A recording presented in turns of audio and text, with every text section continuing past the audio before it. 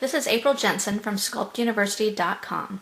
Today I'm going to show you how I made a conductor figure out of polymer clay. You can see the entire 16-part video series on my YouTube channel. You can find the link below in the description for this video. This project was to take a paper pattern and turn it into a working conductor. I began by making a box shape out of clay and then baking it. This would make sure there would be space for the moving parts in its back. And then I began to build the body around this box.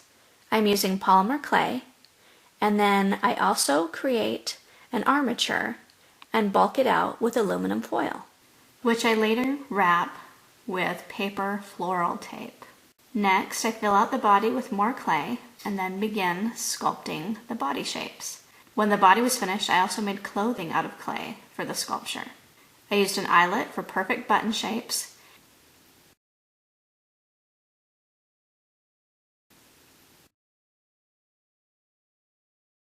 and sculpted in all aspects of the waistcoat, including a fluffy neck ruffle. For the arms, I repeated the same process of beginning with wire covered with aluminum foil, and then wrapping it with paper tape, and then bulking it out with polymer clay. Slowly I filled out the arms and roughed in the shapes, and eventually I gave it great detail, all the while checking the arm would move correctly with the doll. Here you can see how the arm fits on the doll. I added creases to give the illusion of fabric and made little buttons along the side of the wrist as well. Here you can see how the finished arm looks compared to the roughed-in arm.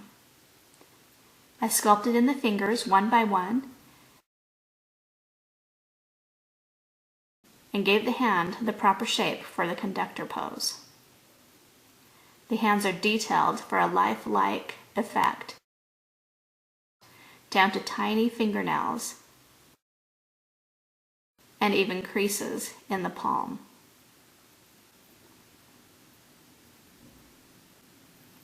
I added tiny buttons and a ruffle for the cuff of the wrist. Here's how the completed arm looks. Here's both arms together. Every so often I would check the sculpture to be sure the arms would move freely. Next, it was time to sculpt the feet and the shoes.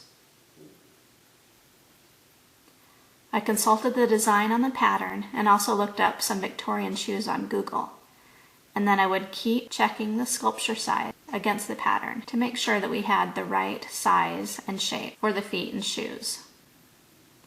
I made sure the bottom of the shoes are flat, and then I also gave special details like a coat pocket with buttons and even stitching. I also used a brush to smooth out the pocket and make it look as if it were attached to the rest of the figure as well. Next, I made the face, which is the funnest part of any sculpture. I started with just a ball of clay and then began roughing in the facial shapes. Using just a few tools, the face begins to take shape. Once the bone structure is in place, I can add in more detail.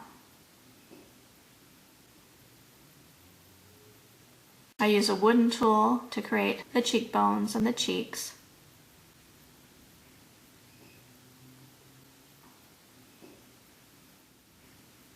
And then I used a dental tool to carefully draw in the eyes. Soon the head is taking shape, and I keep comparing him to the body and the pattern. Next, it's time to give him a wig. Again, I use the same method, beginning with a rougher outer shape, and then adding more and more details as I go. I would stop along the way to make sure the head matched up well with the body. I created the side curls with little snakes of clay and then detailed them with a dental tool. I used a tiny brush with some smoothing gel to smooth out any of the harsh lines that were left by the tools. Here he is with his curls and ponytail and bow in place.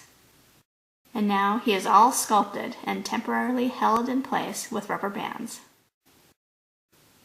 Thanks for watching.